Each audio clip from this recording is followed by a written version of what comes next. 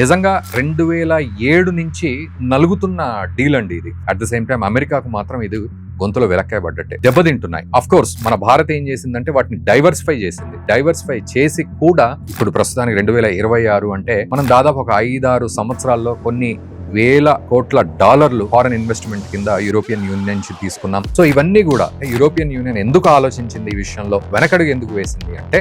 నమస్తే, welcome to Andhraprabha. నేను Raghunandan.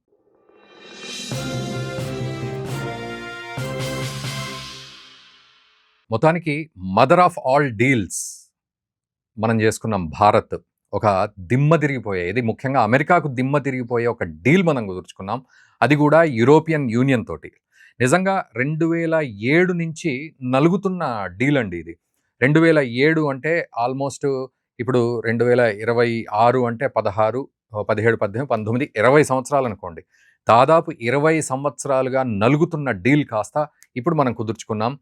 Free trade agreement, European union తోటి భారత్ చేసే ఫ్రీ ట్రేడ్ అగ్రిమెంట్. ఇది పీయూష్ గోయల్ మంత్రి చెప్పిన మాట ప్రకారం అయితే మదర్ ఆఫ్ ఆల్ డీల్స్, అన్ని డీళ్లకు అమ్మలాంటిది ఇది అని చెప్పేశాడు ఆయన భాషలో. నిజం చెప్పాలంటే మన బాలయ్య బాబు స్టైల్లో అయితే అమ్మ మొగుడు డీల్ అన్నట్టు. సో అటువంటి డీల్ యూరోపియన్ యూనియన్తో పెట్టుకుంది. ఎందుకు అంటే ఈరోజు అమెరికా మనకు టారిఫ్లు పెంచుతోంది. 50% టారిఫ్లు మనకున్నాయి. అండ్ మన ఎక్స్పోర్ట్స్ కూడా విపరీతంగా దెబ్బతింటున్నాయి. అఫ్ కోర్స్ మన భారత్ ఏం చేసిందంటే వాటిని డైవర్సిఫై చేసింది. డైవర్సిఫై చేసి కూడా మనము డెవలప్ చేసుకోగలిగాం ఆపర్చునిటీస్ని ఆల్టర్నేట్గా మార్చుకొని. కానీ నిజం చెప్పాలంటే ఇది సరిపోదు మనకి. నిజంగా ట్రేడ్ అగ్రిమెంట్ ఉండాల్సిందే. సో ఆ రకంగా మనం మొన్న యూకేతో చేసుకున్నట్టు యూరోపియన్ యూనియన్ కూడా ఇప్పుడు ఓకే చేసింది. వాళ్ళు అందరూ కూడా, అన్ని దేశాలు కూడా, యూరోపియన్ యూనియన్లో ఉన్న అన్ని దేశాలు కూడా ఎటువంటి ఇబ్బంది లేకుండా వాటిని ఓకే చేసుకున్నాయి. సో ఇది నిజంగా అమెరికాకు ఒక పెద్ద చెంపపెట్టు కాదు, ఇంకా మీరు ఏ రకంగానైనా అర్థం చేసుకోండి. ఎందుకంటే మనం డైవర్సిఫై చేసిన వాటిల్లో భాగంగా ఒక అద్భుతమైన ఆపర్చునిటీని యూరోపియన్ యూనియన్ తోటి 2007 నుంచి దశల వారీగా, విడతల వారీగా చర్చలు జరుగుతూనే ఉన్నా అవి ఇప్పటి వరకు ఓకే కాలేదు. ఇప్పుడు మాత్రం ఓకే అయింది. నిజంగానే mother of all deals India European union free trade agreement. ఇది అన్ని సెక్టార్స్లో ఉందండి. ఒక్క సెక్టార్ అని కాదు. ఎనర్జీ సెక్టార్లో ఉంది, అగ్రికల్చర్ సెక్టార్లో ఉంది, అల్యూమినియం ఇట్లాంటి సెక్టార్లో, వైన్స్ విషయంలో కావచ్చు, లేకపోతే రకరకాల వాటిల్లో ఉందండి. అది పెద్ద లిస్టే ఉంది దానికి సంబంధించి. ఇది ఒక గేమ్ చేంజర్ అనే చెప్పాలి. 27 యూరోపియన్ యూనియన్ కంట్రీస్ ఓకే చేశాయని చెప్పాలి. సో ఏమిటి అంటే pharmaceuticals, textiles, chemicals, engineering goods, gems, jewellery, medical services, కార్లు, వైను, స్పిరిట్స్, మాంసం, duty free access for labour intensive goods and quicker recognition of its autos and electronics sectors. దీనివల్ల ఏమవుతుందంటే ఈ డీల్లో ముఖ్యంగా ఈ టారిఫ్లు ఏవైతే మనం ఇప్పటివరకు ఇబ్బంది పడ్డామో అమెరికాతో, ఆ టారిఫ్లు ఉండవు. So complete tariff free and tariff reductions. The deal is expected to reduce tariffs on various products, making Indian exports more competitive in the EU. European union మార్కెట్లో నిజానికి మనము రష్యన్ ఆయిల్ని కూడా మనము దాన్ని తీసుకొని శుద్ధి చేసి మార్కెట్లో మనం అమ్ముతున్నాం. యూరోపియన్ యూనియన్ కూడా దగ్గర కొంటుంది. మనం కూడా ఆ మార్కెట్లో అమ్మే ప్రయత్నం చేస్తూ ఉన్నాం ఇప్పటివరకు కూడా. సో ఇది అమెరికాకు నచ్చలేదు. సో ఆయిల్ విషయంలో దెబ్బ కొట్టేసింది. యుక్రెయిన్ మీద యుద్ధం చేయడానికి రష్యాకు భారత్ డబ్బులు ఇస్తోంది. యూరోపియన్ యూనియన్కి అమ్మేసి ఆ ఆయిల్ని, ఆ డబ్బులు తీసుకెళ్ళి రష్యాకి ఇస్తోంది. రష్యా యుక్రెయిన్ మీద యుద్ధం చేసి ఆ నెత్తుటి కూడును భారత్ తింటోంది అని చెప్పి నానా రకాలుగా టార్చర్ పెట్టాడు ట్రంప్ మాటలతోటే. సో వెంటనే అక్కడ తగ్గించాల్సి వచ్చింది. జనవరి కల్లా మనం రష్యన్ ఆయిల్ని ఆల్మోస్ట్, ఒక రకంగా చెప్పాలంటే రిలయన్స్ లాంటి ప్రైవేట్ కంపెనీలు కూడా ఆల్మోస్ట్ జీరోకి తీసుకొచ్చాయి రష్యన్ ఆయిల్ని కొనుక్కోవడంలో. మనం ఆల్టర్నేట్స్ చూసుకున్నాం. అట్లాగే అమెరికాకు కూడా దెబ్బ పడాలి కదా, అందుకే ఆల్టర్నేట్స్ చూసుకొని ఫ్రీ ట్రేడ్ అగ్రిమెంట్ యూరోపియన్ యూనియన్తో చేస్తే మదర్ ఆఫ్ ఆల్ డీల్స్ మొదలైంది. సో ఇన్ని సెక్టార్స్లో మనం ఫ్రీ ట్రేడ్ అగ్రిమెంట్ చేసుకోవచ్చు.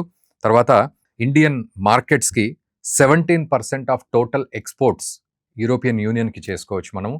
ఎందుకంటే అమెరికా నుంచి పర్సెంటేజ్ తగ్గింది కాబట్టి డైవర్సిఫై చేసినప్పుడు యూరోపియన్ యూనియన్లో పెరుగుతుంది. దీనికి తోడు ఇప్పుడు ప్రస్తుతానికి 2026 అంటే మనం దాదాపు ఒక 5-6 సంవత్సరాల్లో కొన్ని వేల కోట్ల డాలర్లు మనం ఫారెన్ ఇన్వెస్ట్మెంట్ కింద యూరోపియన్ యూనియన్ నుంచి తీసుకున్నాం. ఈవెన్ సౌదీ అరేబియా లాంటి ప్రాంతం నుంచి కూడా మనం డైరెక్ట్ ఇన్వెస్ట్మెంట్స్ తీసుకుంటున్నాం, ఫారెన్ డైరెక్ట్ ఇన్వెస్ట్మెంట్స్. సో వాళ్ళు ఇక్కడ కొన్ని అవుట్లెట్స్ పెట్టే ప్రయత్నం చేశారు. ఫుడ్కి సంబంధించి కానీ ఇట్లాంటి ఇన్వెస్ట్మెంట్స్ 2,000 కోట్ల రూపాయలు కూడా అప్పట్లో మనం అగ్రిమెంట్ చేసుకున్న సందర్భం. ఇట్లాంటివన్నీ కనుక చూసినట్లయితే ఫారెన్ ఇన్వెస్ట్మెంట్స్ విపరీతంగా పెరుగుతాయి.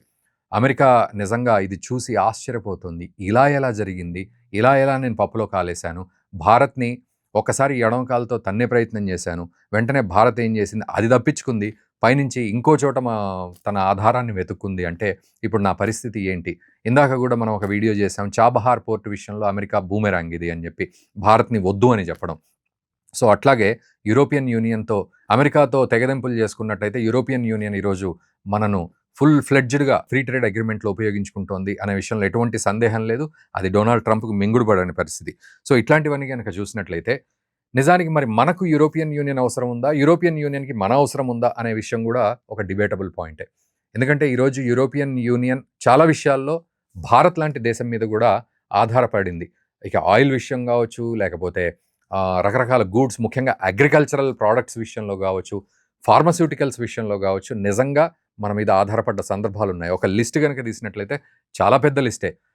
మనం చాలా దేశాలకు, చాలా కంట్రీస్‌కి గూడా అన్ని ప్రాంతాల్లో మనం సాధారణ మనుషులకు మనకేం తెలీదు. కానీ చాలా హెల్ప్ చేస్తూ వస్తాం. వ్యాక్సిన్ నుంచి మొదలుపెడితే, మందుల నుంచి మొదలుపెడితే, గోధుమల నుంచి మొదలుపెడితే, ఆఖరికి మొన్నటికి మొన్న ఆఫ్ఘనిస్తాన్‌కి మనం 20 అంబులెన్స్‌లు ఇచ్చాం. ఇట్లా ఆయన ఆమీర్ ఖాన్ ముత్తాకి రాగానే ఫారెన్ మినిస్టరు, మనం ఒక 20 అంబులెన్స్‌లు ముఖ్యంగా ఒక 5 అంబులెన్స్‌ల తాళపు చేతులు అతని చేతిలో పెట్టి ఆయనతో పాటే పంపించాం. 5 అంబులెన్స్. మిగతా 15 తర్వాత పంపిస్తాం మేమని జెప్పి.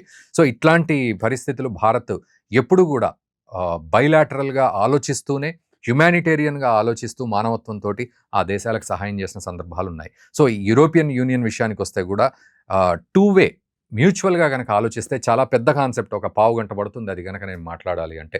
సో, అన్ని టై అప్స్ మనకున్నాయి యూరోపియన్ యూనియన్‌తో. ఆయిల్ దగ్గర నుంచి మొదలుపెడితే ఫార్మాస్యూటికల్స్ ఇప్పుడు నేను చెప్పిన లిస్ట్‌లో వైన్స్ గూడా ఉన్నాయి, కార్లు ఉన్నాయి, రకరకాల ప్రొడక్ట్స్ అన్నీ గూడా ఉన్నాయి.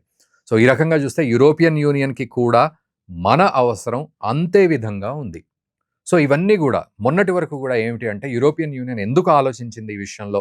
వెనకడుగు ఎందుకు వేసింది అంటే, సో, భారత్‌కి సంబంధించిన విషయాల్లో కొన్ని వాళ్లకు నచ్చని పరిస్థితులు.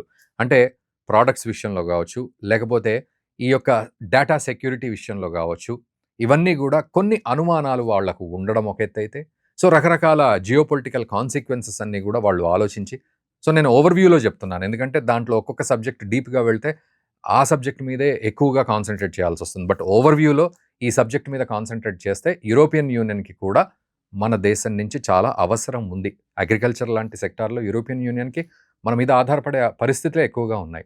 సో, ఇటువంటి తరుణంలో యూరోపియన్ యూనియన్ కూడా ఆలోచించుకుంది.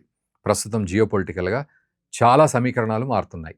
కాబట్టి మనం ఖచ్చితంగా భారత్‌తో అడుగు ముందుకు వేయాల్సిందే అని డిసైడ్ అయిన తర్వాత ఈ ఫ్రీ ట్రేడ్ అగ్రీమెంట్ విషయంలో యూరోపియన్ యూనియన్ తోటి Bharat mother of all deals చేసుకుంది. ఇది నిజంగా మనకు ఒక గొప్ప అడుగే అని చెప్పాలి. అట్ ద సేమ్ టైమ్ అమెరికాకు మాత్రం ఇది గొంతులో వెలక్కాయ పడ్డట్టే. ఎందుకు అనేది మీరు చక్కగా కామెంట్ చేయండి. ఇప్పటికే మీకు అర్థమైపోయి ఉంటుంది. సో, ఖచ్చితంగా అమెరికా తన కాలును తనే తొక్కుకుంటోంది. తన కాళ్ళల్లో తనే అడ్డుకాలు పెట్టేసుకొని బొక్కబోర్లా పడే పరిస్థితులు కనబడుతున్నాయి. ముఖ్యంగా భారత్‌తో పెట్టుకున్నందుకు అమెరికా బొక్కబోర్లా పడి మూతిపళ్ళు కూడా రాలగొట్టే సిట్యుయేషన్స్‌కి వచ్చేస్తుంది. ఇవి చాలా దారుణమైన కాన్సిక్వెన్సెస్. ఇప్పుడు మనం మాట్లాడుకోనవసరం లేదు. బట్ భవిష్యత్తులో ఇది చాలా దారుణమైన కాన్సిక్వెన్సెస్‌కి ముఖ్యంగా అమెరికాలో దారి తీస్తుంది అనడంలో ఎటువంటి సందేహం లేదు. సో, ఏమిటి యూరోపియన్ యూనియన్‌తో భారత్ పెట్టుకున్న ఈ అగ్రీమెంట్ అనేది ఎంత అద్భుతమైన విషయం అనేది మీరు కామెంట్ చేయండి. ఈ యొక్క హ్యాపీనెస్‌ని మిగతా వాళ్ళతో కూడా షేర్ చేయండి మన మిత్రులతోటి. ఈ వీడియోని షేర్ చేయండి. Thank you very much.